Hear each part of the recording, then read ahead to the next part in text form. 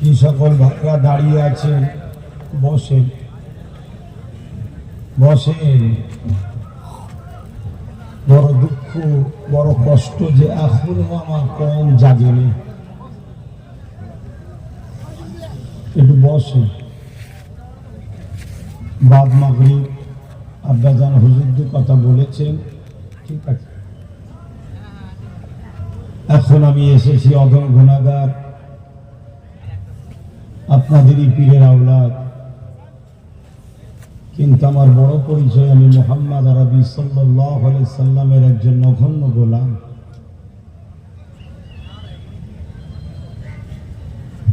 আলোচনা করার মন মানসিকতা না থাকলেও আলোচনা তো করতেই হবে, কেননা ওয়াজ বন্ধ হয়ে গিয়েছিল বলেই তো আইয়ামে জাহেলিয়াত শুরু হয়েছিল। তো ওয়াজ হচ্ছে বলে হয়তো এখনো গুটি কত হলেও জেগে আছে, না হয় পুরো জাতি ঘুমতো। তাই মনে দুঃখ ব্যথা থাকলেও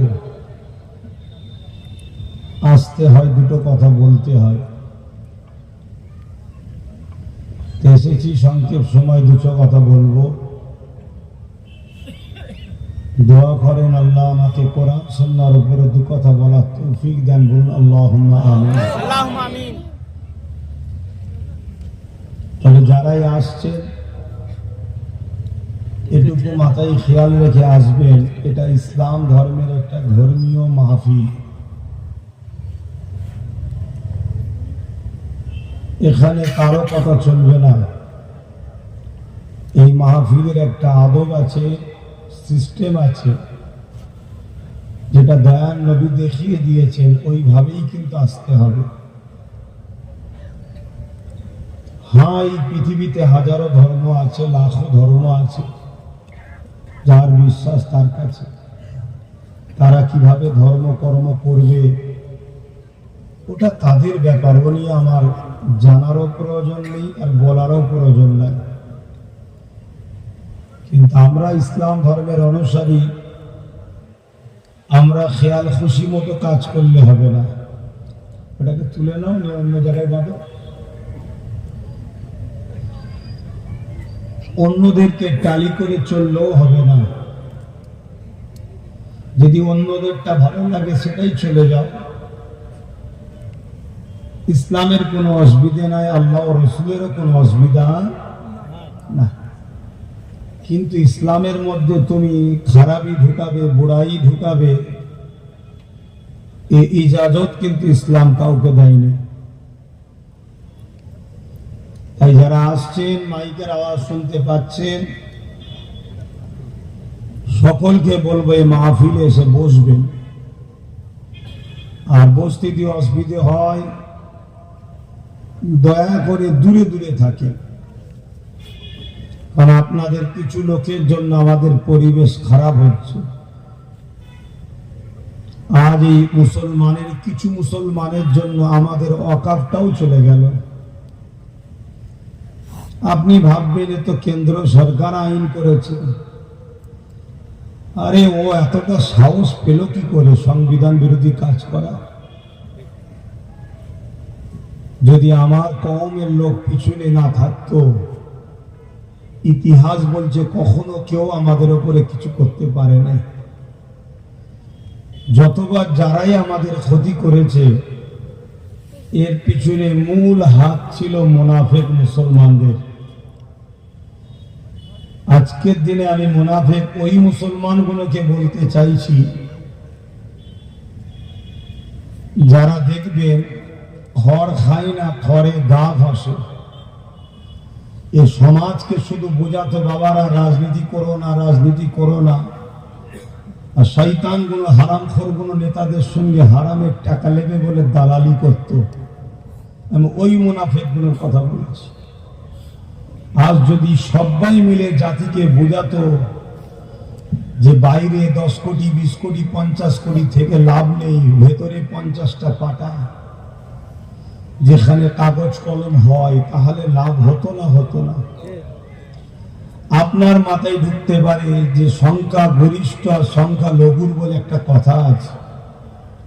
আরে বাবা, সংখ্যালঘু যদি ইমানদার হয় সংখ্যা গরিষ্ঠকে উপযুক্ত টাইটও করতে পারে। আমরা বিগত দিন দেখেছি তো অনেক জায়গায় ভেতরে চেয়ার ছোড়াছুড়িও হয়েছে, কিন্তু উপযুক্ত না থাকার জন্য শান্তভাবে রাত 11টাতে কাজ মিটিয়ে দিল। তাহলে এর জন্য দোষী কাকে করব? আমার কওমের মুনাফিকদের বলবো না, কিন্তু বড় ব্যথা বেদনা, কি আর করা যাবে? হয়তো কারো মনে করতে পারে আর কি কিছু করার নেই, আছে, এখনো আছে। প্রথমেই একটাই কাজ করো, কোমরটাকে আগে মজবুত করো। আগে কোমরটাকে মজবুত করো, নিজেদের দল নিজেদের লোক তৈরি করো। কিন্তু তোমাকে তো সেই মুনাফিকরা একটাই বুঝাবে, তোরা করতে গেলে অন্যজনরা এসে যাবে, তোরা করতে গেলে অন্যজনরা এসে যাবে। না এসেই আর বাদ কি রয়েছে? কিন্তু যদি উপযুক্ত চেষ্টা করি, কমসে কম 100, 110, 20টা লাঠি তৈরি করা যাবে। কয়েকটা লাঠিতে, ওইদিকে একটা লাঠি আছে, এদিকে একটা লাঠি আছে, এতেই যদি এই হয়, যদি কয়েকটা লাঠি মজবুত করা যায়, কাজে লাগবে মনে হচ্ছে না?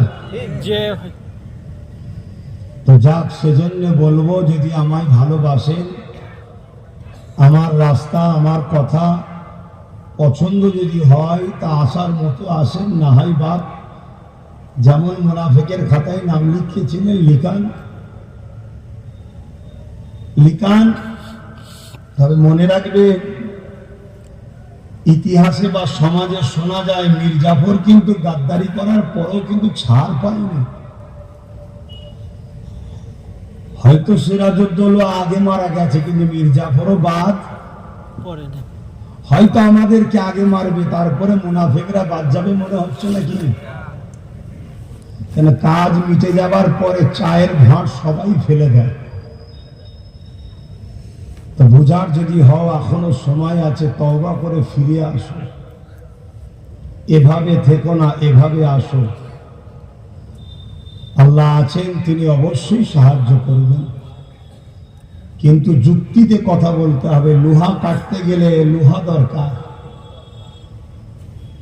যে শক্তির মোকাবেলা করছেন, ওই শক্তির লাইনে নিজের লোক দরকার। সব জায়গায় হুজুর দিয়ে কাজ হয়নি বাপ। যদি সব জায়গায় হুজুর দিয়েই কাজ হতো, তাহলে আমার নবী কেন 10 বছর রাষ্ট্রপ্রধান হয়ে রাষ্ট্র চালানো শিখালো? কি জন্য শিখিয়েছে? উম্মতকে শিক্ষা দেয়নি যে বড় বড় জালিম রাষ্ট্রগুলোকে একজন রাষ্ট্রপ্রধানের পক্ষ থেকে চিঠি গেলেই গুরুত্ব হবে। কেন, হুজুরকে তো সবাই মানে না, যে মানে তার কাছে হুজুর। কিন্তু রাষ্ট্রপ্রধানের যখন একটা চিঠি যাবে, সে চিঠির গুরুত্ব আছে না নাই? কথা বলে। এগুলো থেকে আমাদের শিক্ষা নিতে হবে। তো যা, গতকালকে আমি একটা জলসায় গিয়েছিলাম, এমন ভোজের মধ্যে করেছিল, আর মানুষও হয়েছিল প্রচুর। এমনি গরম, আবার নিঃশ্বাস, আমি পুরো ভিজে গিয়েছিলাম। সেই ঘাম শরীরেই শুকিয়েছে। তাই শরৎ গরম না কি বলে, ওর ওসিলাতে একটুখানি কাটিয়ে আছে, কথা বলতে কষ্ট হচ্ছে। কিন্তু তারপরও আমি দুটো কথা বলার জন্যই এসেছি। আপনারা একটু সাথ দেবেন, ইনশাআল্লাহ চেষ্টা করব দিনের কিছু কথা, দিনের কিছু রাস্তা আপনাদেরকে দেখাবো। মন ভেঙে ফেলার, মন খারাপ করার কিছু নেই। হাতি মরলেও লাখ টাকা, বাঁচলেও লাখ টাকা, একটা প্রবাদ বাক্য আছে না? এটা অ্যাকচুয়ালি হাতি নয়। এই প্রবাদ বাক্যটাকে ঘুরিয়ে দেওয়া হয়েছে। ইমানদার মরলেও লাভ, বেঁচে থাকলেও লাভ। জোরে বলুন সুবহানাল্লাহ। ইমানদারের জন্য সব জায়গাটাই লাভ। গরিবে নওয়াজ 850 বছর কি 800 বছর হলো চলে গেছে, এখনো লাভ দিচ্ছে না দেয়নি? একটু হাঁকি না বলে। খাজা হুজুর আর বেঁচে ছিলেন যখন তখনও লাভ দিয়েছেন, দুনিয়া থেকে পর্দা নিয়েছেন, আজও লাভ দিচ্ছেন। অবশ্যই ওলিরা জিন্দা মানি আমরা। আমাদের পাশেই শুয়ে আছেন সুফি আব্দুল মোমেন শাহ রহমাতুল্লাহ আলাইহি, বেঁচে ছিলেন যখন তখনও লাভ দিয়েছেন, এখনো ফায়দা যদি না পায় তো বছরে বছরে লাখো লাখো লোক কেন আসে? একটা লোকই তো বারবারও আসে, কি জানেন আপনারা? লাভ না পান তো জান কেন? ফালতু সময় দিবার লোক নেই রে বাবা। হাতি নয়, ইমানদার মরলেও লাভ, বাঁচলেও লাভ। অতএব আমাদের আল্লাহ জিহালে রাখবে, আমরা খুশি, বলুন আলহামদুলিল্লাহ। কেন আল্লাহ পরীক্ষা নেয় ইমানদারদের ঘরে। আজ যেমন প্যালেস্তাইনবাসীকে পরীক্ষা নিচ্ছে, আমাদেরও পরীক্ষার দিকেই আমরা আগিয়েছি। হয়তো ঘন্টা পড়েও গেছে, এবার শুরু হবে, তার জন্য আমরা প্রস্তুত, কোনো অসুবিধে নেই। কাফন তেমনি রেডি করা আছে আমাদের, আছে না? না, যারা হজে যায় এহরাম পরে, ওই এহরামকেই অনেকে কাফন বানায় বা স্পেশাল করে অনেকে কাফন নিয়ে যায়, জমজম পানিতে ধৌত করে। কিন্তু আমি জমজম পানিতে ধৌত করিনি। কেন করিনি? ওটা আমার বিয়াদবি লেগেছে। জমজম পানিতে ধৌত করব, ওই কাফন আমাকে পড়াবে, আমার মনে হয়েছে আমার পায়ে জমজম পানি লাগবে। আমি নিষেধ করছি না, অনেকে আবেগে করে, ভালোবাসায়, হয়তো আল্লাহ তাকে ধরবেন, এটা প্রেমের ব্যাপার। কিন্তু আমার ইমান বাধা দিয়েছে। আমি যেটা দিয়ে তওয়াফ করেছি ফরজ হজে, আমার নিয়ত ওটাই আমার কাফন। তাহলে কাফন তো রেডি আছে ইমানদারদের। অতএব ইমানদারকে কেউ চমকাবে, ধমকাবে, এ ধারণা ভুল। মুসলমান আর ইমানদার মুসলমান দুটো এক নয়। আল্লাহ কখনো কখনো পরীক্ষা নেয়, ওই পরীক্ষাতে ইমানদারও শহীদ হয় এবং বিশেষ করে চিটেগুলো পরিষ্কার হয়ে যায়। সলিড থাকে, সলিডের দ্বারা আল্লাহ আবার বিজয় দেয়। জোরে বলুন সুবহানাল্লাহ।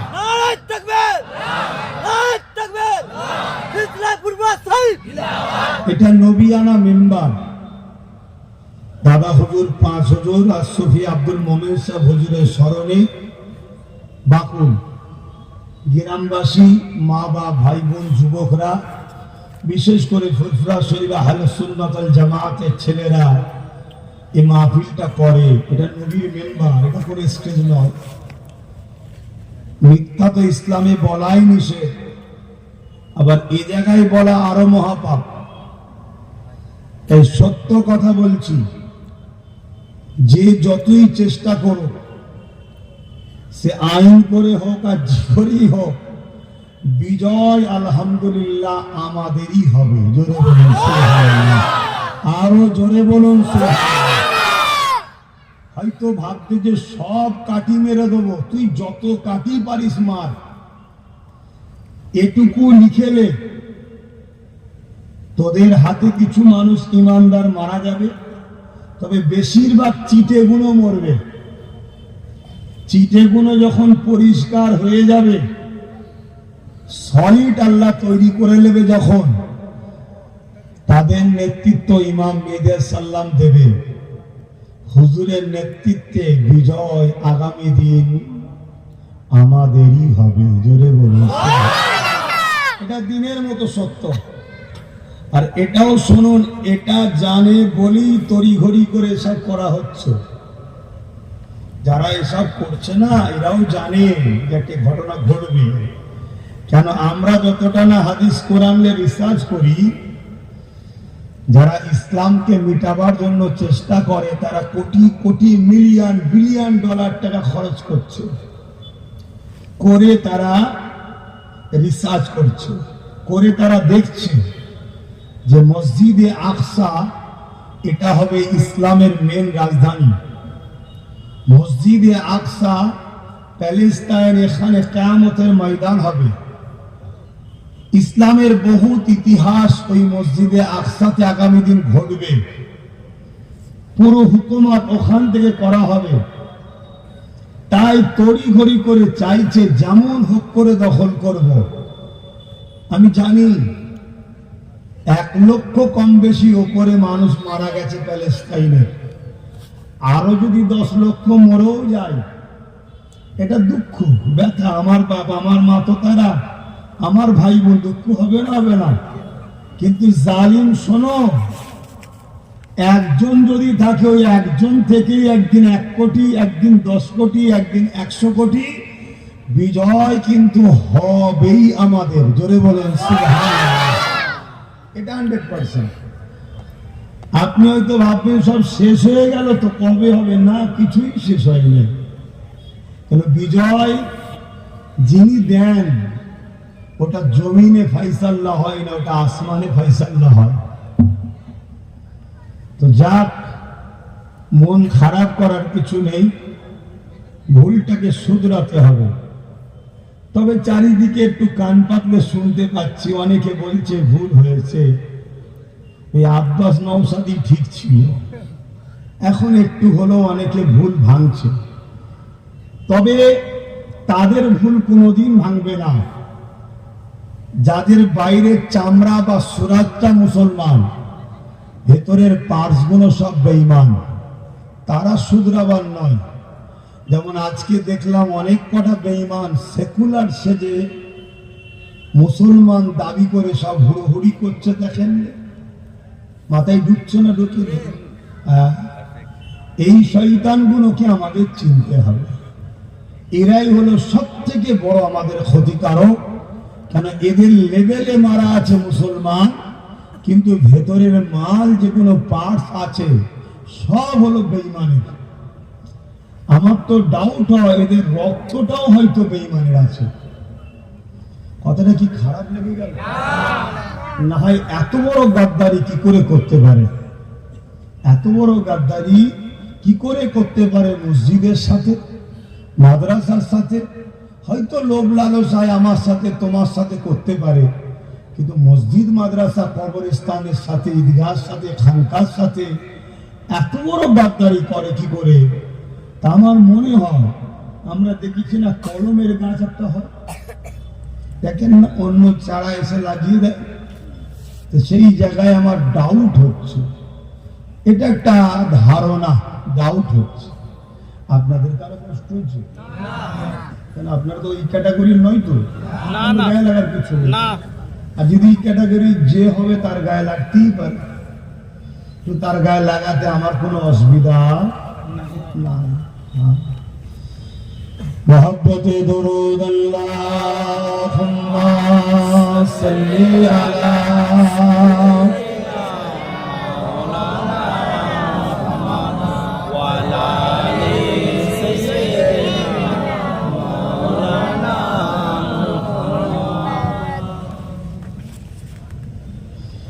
أعوذ بالله من الشيطان الرجيم. بسم الله الرحمن الرحيم.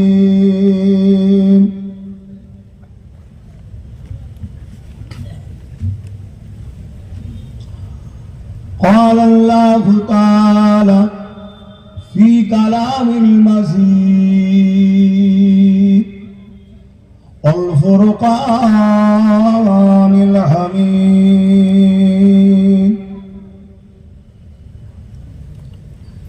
إن الله وملائكته يصلون على النبي يا أيها الذين آمنوا صلوا عليه وسلموا تسليما. اللهم صل على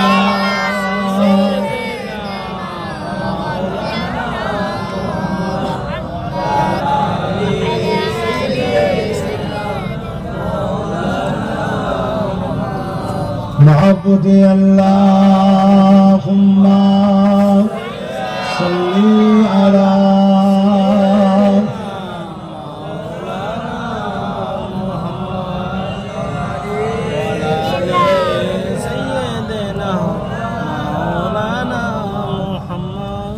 मेरे आँखों की पुतली में जलवा मोहम्मद का, मेरे दिल के आईने में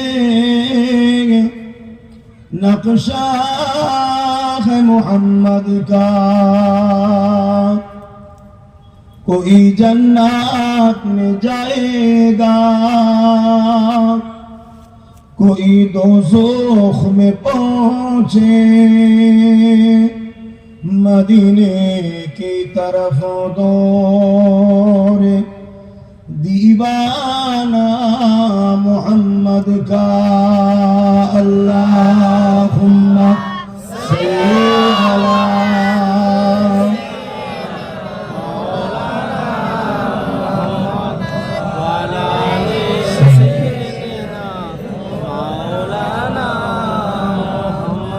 मददगार जिसी का